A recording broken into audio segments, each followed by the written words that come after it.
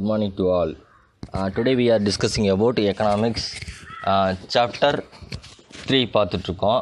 போன கிளாஸில் what is mean by ADF பார்த்தோம். அக்ரிகேட் டிமாண்ட் ஃபங்க்ஷன் என்ன, அதாவது ஒட்டுமொத்த தேவை சார்புனா என்ன, அக்ரிகேட் சப்ளை ஃபங்க்ஷன் என்னன்னு பார்த்தோம்.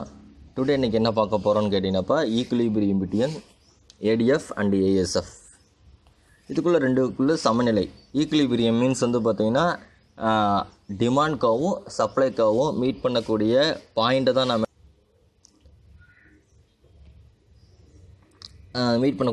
நம்ம சொல்லிட்டுருக்கோம். அப்போ equilibrium under the Keynes theory of employment a simple two sectors economy consisting of the household sector and business sector. அதாவது இப்போ டூ செக்டார் பார்த்துட்ருக்கோம். டூ செக்டார் அப்படிங்கிறது ஒன்று household sector. Household means நமக்கானது.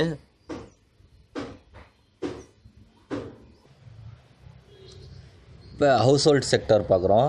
House hold means வந்து பார்த்திங்கன்னா two sector model இருக்குல்லப்பா, அதை base பண்ணி கொடுத்துருக்காங்க. இப்போ household sector and the business sector. Business sector அப்படிங்கிறது வந்து பார்த்திங்கன்னா என்ன சொல்லக்கூடிய, எதை மென்ஷன் பண்ணக்கூடியது, ஹவுஸ் ஹோல்டு செக்டார்னு பார்த்தோம். ஹவுஸ் ஹோல்டுங்கிறது நமக்கானது. பிஸ்னஸ் செக்டார் ஃபர்ம்ஸ்ன்னு சொல்லுவோம். Business sector are firms. Firms means நிறுவனங்கள்னு சொல்கிறாங்க. Is taken to understand the equilibrium between ADF and ASF. அதாவது வியாபாரம் இன்னொன்று குடும்பம், ரெண்டு செக்டார்ஸையும் வந்து நம்ம எடுத்துக்கிறோம். All the decision concerning consumption expenditure are taken by individual household. Will the business firms take decision concerning investment? It is also assumed that consumption function is linear and planned investment is autonomous investment. அப்போ இங்கே எடுக்கக்கூடிய டெசிஷனை பொறுத்த வரைக்கும் இன்வெஸ்ட்மெண்ட்டை base பண்ணி தான் இருக்கும். முதலீட்டை வந்து அடிப்படையாக வச்சு தான் எடுக்கிறாங்க. இப்போ நமக்கு வந்து இன்வெஸ்ட்மெண்ட் இருந்தால் தான் நம்ம என்ன பண்ண முடியும், ப்ரொடக்ஷன் பண்ண முடியும். அப்போ இன்வெஸ்ட்மெண்ட் நமக்கு முக்கியமானதாக இருக்குது. அப்போ அதை பேஸ் பண்ணி தான் டெசிஷன் எடுக்கிறான். அப்போ கன்சம்ஷன் ஃபங்க்ஷனை பொறுத்த வரைக்கும் நுகர்வு சார்பு அப்படிங்கிறது வந்து பார்த்திங்கன்னா லீனியராக இருக்கும், ஒரு ஸ்ட்ரெயிட் லைனாக இருக்கும். அப்போ அங்கே வந்து பார்த்திங்கன்னா அந்த planned investment is autonomous investment நம்ம சொல்லுவாங்க. அதாவது பிளான்டுனா திட்டமிடப்பட்ட முதலீடு, இன்னொன்று அட்டானமஸ் தன்னிச்சையானது. பிளான்டுனா அதாவது பிளான்டு மீன்ஸ் வந்து என்ன சொல்லுவோம் அப்படின்னு கேட்டிங்கன்னா தூண்டக்கூடியதாக இருக்கும், இன்டியூஸ் பண்ணக்கூடியதாக இருக்கும்னு சொல்லுவாங்க. அட்டானமஸ் மீன்ஸ் வந்து பார்த்திங்கன்னா தானாக அவங்களாம் இன்வெஸ்ட்மெண்ட் பண்ணக்கூடியது. ஓகேவா? சரி, லிசன். இப்போ இங்கே இருக்கக்கூடிய கர்வ் பாருங்கள். இங்கே எக்ஸ் ஆக்சிஸில் வந்து எம்ப்ளாய்மெண்ட் வந்து கொடுத்துருக்காங்க. ஒய் ஆக்சிஸில் வந்து பார்த்திங்கன்னா ப்ரொசீட் அண்ட் காஸ்ட், அதாவது டிமாண்ட் அண்டு சப்ளை கொடுத்துருக்காங்க.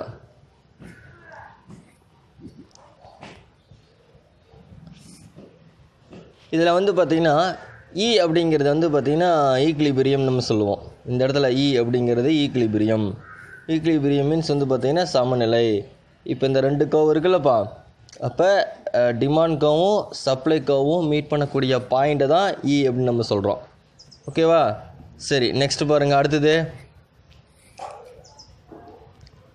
இங்கே வந்து எதை எதை மெஷர் பண்ணுறாங்க, தேர் ஆர் டூ அப்ரோச்சஸ் பண்ணுறாங்க. ரெண்டு அணுகுமுறையை வந்து பயன்படுத்துகிறாங்க. ஒன்று two determination of the equilibrium level of income in Keynes in theory. They are ஒன்று aggregate demand, aggregate supply approach. அதாவது அக்ரிகேட் டிமாண்ட் அப்படிங்கிறது ஒட்டுமொத்த தேவை, ஒட்டுமொத்த அளிப்பையும் பார்க்குறோம். இன்னொன்று சேவிங்ஸு இன்வெஸ்ட்மெண்ட் அப்ரோச். இது ரெண்டு அப்ரோச்சையும் நம்ம பார்க்க போகிறோம். ஓகேவா? சரி, இங்கே கவனிங்க, டயக்ராம் பாருங்கள், கவனிங்க, லிசன் பண்ணுங்கள். இப்போ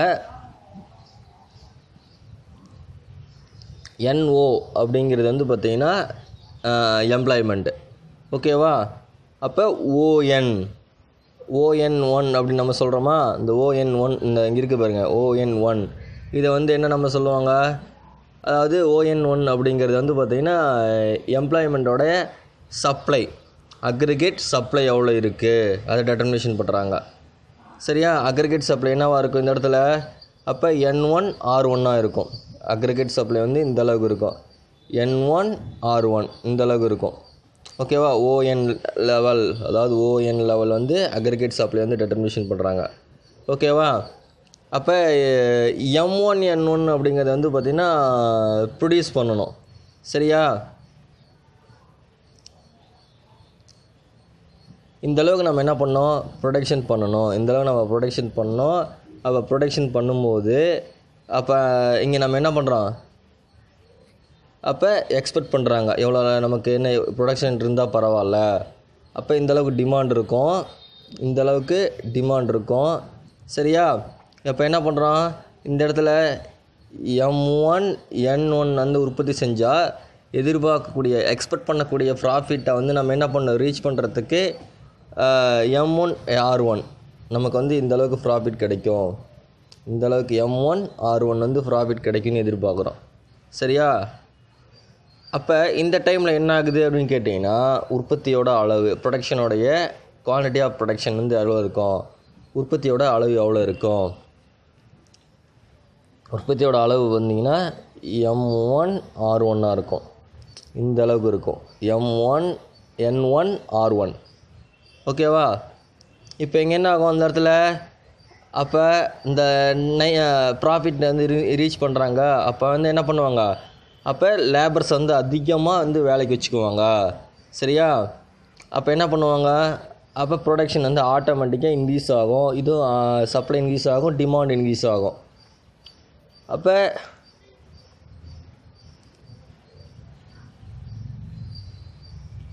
அப்போ இந்தளவுக்கு என்ன பண்ணுவாங்க, NO அப்படின்னு சொல்லுவாங்க. இந்த அளவுக்கு என்ன பண்ணுவாங்கன்னா வேலைக்கு வந்து லேபர்ஸ் வச்சுக்குவாங்க, ப்ரொடக்ஷன் பண்ணுவாங்க.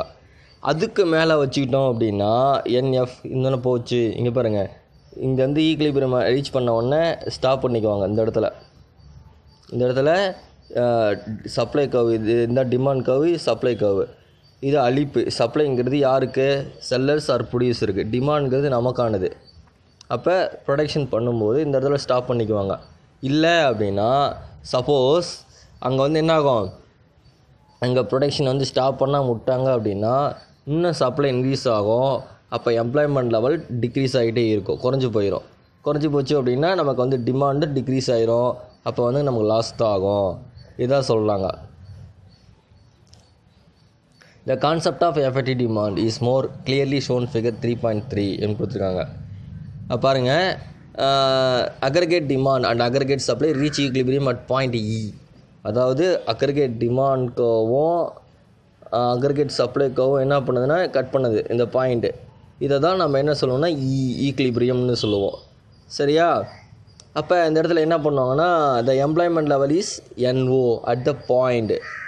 அப்போ அந்த இடத்துல என்ன ஆகும், இங்கே பாருங்கள், இந்த சப்ளைக்காவும் இது டிமாண்ட் கவா, இது என்னது AD அக்ரிகேட் டிமாண்ட், இது AS கவ், இந்த இடத்துல AS.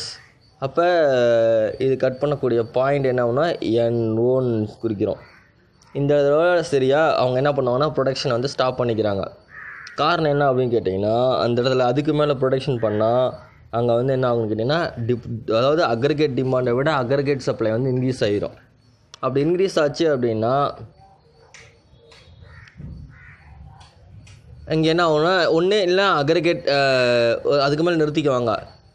இங்கே என்ன ஆகுன்னு கேட்டிங்கன்னா இவங்க என்ன பண்ணுறாங்க, அக்ரிகேட் டிமாண்டை விட அக்ரிகேட் சப்ளை வந்து லெஸ் ஆகிரும். அப்போ என்ன ஆகுனா கேபிட்டலிஸ்ட் எக்கானமி இருக்கும் அந்த இடத்துல, ஓப்பன் எக்கானமி. அதில் வந்து கீன்ஸ் வந்து என்ன சொல்கிறாருன்னா ஈக்லிபிரியம் டெட்டர்மினேஷன் பண்ணுறத மட்டும் தான் முக்கியத்துவம் பார்க்குறாரு. முக்கியமாக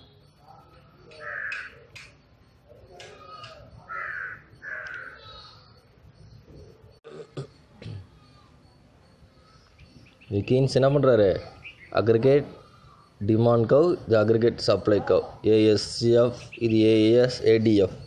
அப்போ இந்த ரெண்டு கவும் மீட் பண்ணக்கூடிய பாயிண்ட் ஈன்னு சொல்லுவோம். ஈக்லிபிரியத்தை வந்து ரீச் பண்ணணும். அப்படி ரீச் பண்ணிச்சு அப்படின்னா அதுக்கு மேலே வந்து ப்ரொடக்ஷனை ஸ்டாப் பண்ணிடுவாங்க. இங்கே வந்து NOவாக இருக்கும் ப்ரொடக்ஷன், வேலைவாய்ப்பு, எம்ப்ளாய்மெண்ட் லெவல் இதோடு நிறுத்திக்குவாங்க. வேலைவாய்ப்பை NOங்கிறது ஸ்டாப் பண்ணிக்குவாங்க எம்ப்ளாய்மெண்ட்டு. அப்படி நிறுத்தினாங்கன்னா அக்ரிகேட் டிமாண்டை விட அக்ரிகேட் சப்ளை வந்து லெஸ்ஸாக இருக்கும். அப்போ அங்கே வந்து கேபிட்டலிஸ்ட் எக்கானமி இருக்கும், இல்லை ஓப்பன் எக்கானமி இருக்கும். அப்போ அவங்களுடைய தியரி கான்செப்ட் பேஸ் பண்ணி எது இருக்குதுன்னு கேட்டிங்கன்னா, அதாவது ப்ரொடக்ஷன் அப்படிங்கிறத வந்து ஈக்லிபிரியத்தை வந்து ரீச் பண்ணணும். அப்போ அதுக்கு தான் வந்து முக்கியமாக வந்து கான்செப்டுக்கு இம்பார்ட்டன்ட் கொடுத்துருக்காரு, முக்கியத்துவம் கொடுத்துருக்காரு. சரியா? இதான் கொடுத்துருக்காங்க. ஓகேவாப்பா? சரி, பார்த்துக்கோங்க. அடுத்தது பாருங்கள், அதாவது it is important is to note the equilibrium level of employment need not to be full employment level N1 from the figure 3.3. It is understood the difference between NO minus NF is the level of unemployment. சரியா? அதாவது N1 இருக்குல்லப்பா, அதாவது NO NFன்னு இருக்கும். அப்போ இது வந்து அன்எம்ப்ளாய்மெண்ட்னு சொல்லுவாங்க. இப்போ இந்த டயக்ராமில் பார்த்தோம்னா என்ன எப்படி இருக்குது பார்த்தீங்களா? டயக்ராமில் இதுக்கு இந்த ப்ரொடக்ஷன் வந்து இதோடு ஸ்டாப் பண்ணுவாங்க.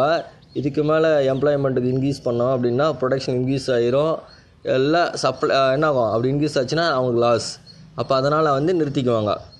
அப்போ என்ன பண்ணுவாங்க, அப்படி ஸ்டாப் பண்ணிட்டாங்கன்னா எம்ப்ளாய்மெண்ட் வந்து இன்க்ரீஸ் ஆச்சு அப்படின்னா ப்ரொடக்ஷன் ஸ்டாப் பண்ணால் அந்த டைமில் என்ன ஆகும், அக்ரிகேட் டிமாண்டை விட சப்ளை வந்து குறைஞ்சி போயிடும் அப்படின்னு சொல்லி சொல்கிறாரு. சரியா? அந்த இடத்துல அன்எம்ப்ளாய்மெண்ட் ப்ராப்ளம் வந்து ஏற்படும். Thus, the concept of every demand becomes significant. They explain the underemployment ஈக்குலிபிரியம்னு சொல்கிறாரு. அப்போ ஈக்குலிபிரியம், அதாவது அக்ரிகேட் டிமாண்ட் அண்ட் சப்ளைக்கு வந்து ஈக்குலிபிரியத்தை ரீச் பண்ணணும். அப்போ எஃபெக்டிவ் டிமாண்டில் வந்து சமநிலையை வந்து உருவாக்குறதுல வந்து இம்பார்ட்டன்ட் கொடுத்துருக்காரு. ஓகேவா? சரி, அடுத்தது வந்து பார்த்திங்கன்னா கம்பேரிசன் ஆஃப் கிளாசிசம் அண்டு கெய்னிசிசம். கெய்னிசிசம்னா என்ன, கிளாசிசம்னா என்ன, இது கொஷின் கேட்கலாம். தொன்மையியல் கீன்சியம் ஒப்பிடுக அப்படின்னு சொல்லுவாங்க, கம்பேர் பண்ணி சொல்லுங்கள். இதில் வந்து கெய்னிசியன் தியரியில் பார்த்தீங்கன்னா ஷார்ட் ரன் ஈக்குலிபிரியம்னு சொல்லுவாங்க. இது வந்து குறுகிய கால சமநிலை வந்து உடையதாக இருக்கும், அதை பேஸ் பண்ணியிருக்கு. இங்கே கிளாசிசமில் லாங் டேர்ம் ஈக்குலிபிரியம்னு சொல்லுவாங்க, பழசு. இது கிளாசிசம். இது கெய்னிசியன் வந்து நியூ தியரி. அப்போ இது வந்து சேவிங் இஸ் எ வைஸ், சேமிப்பு வந்து கெடுதல். இதில் வந்து சேமிப்புங்கிறது கிடையாது, ஒரு கெட்டு போகக்கூடியதாக இருக்கும். இங்கே சேவிங்ஸ் இஸ் சோசியல் வெர்ச்சு, சேமிப்புங்கிறது சேவிங்ஸுங்கிறது நல்லதாக இருக்கும் கிளாஸிஸில். இங்கே வந்து the function of money is a medium, பணத்தினுடைய பணிகளானது எப்படி இருக்குன்னு கேட்டிங்கன்னா பரிமாற்றத்துக்கு வந்து யூஸ் பண்ணிக்குவாங்க, ஏதாவது எக்ஸ்சேஞ்சுக்கு வந்து பயன்படுத்துவாங்க. On one side and store of value and on the other side பணத்தை சேமித்து வைக்கிறதுக்கு சேவிங்ஸ்க்கு யூஸ் பண்ணிக்குவாங்க. ஓகேவா? அடுத்தது போச்சா,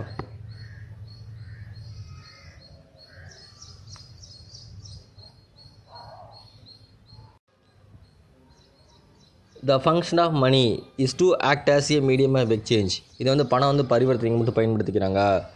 அடுத்தது macro approach to national problem. நாட்டோட பிரச்சனைகளை வந்து பேரில் ப்ராப்ளம், அதாவது மேக்ரோ எக்கனாமிக் ப்ராப்ளம்ஸ் இருக்கும், அதை வந்து இது வந்து அப்ரோச்சஸ் வந்து தேவைப்படுது.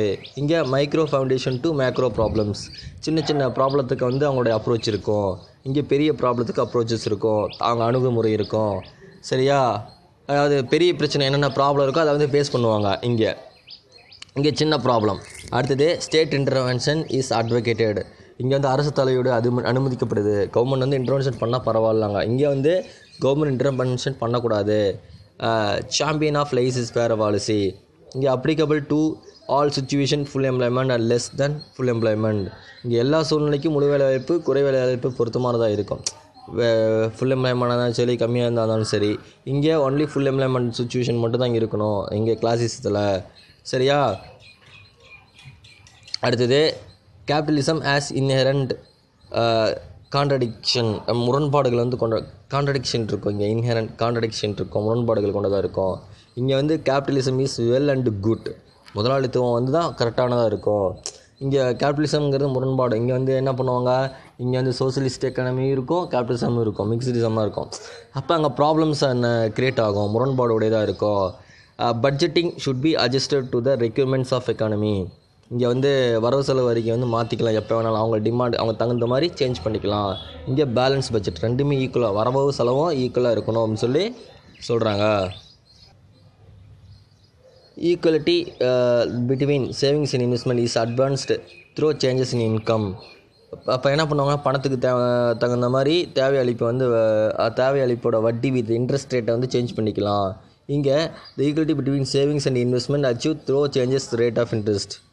இங்கே வந்து சேவிங்ஸுக்கும் இன்வெஸ்ட்மெண்ட்டுக்கும் தேவையான ரேட் ஆஃப் இன்ட்ரெஸ்ட் வந்து சேஞ்ச் பண்ணிக்கலாம். இங்கே rate of interest determine by the demand for and supply of money. இங்கே என்ன ஆகுன்னு கேட்டிங்கன்னா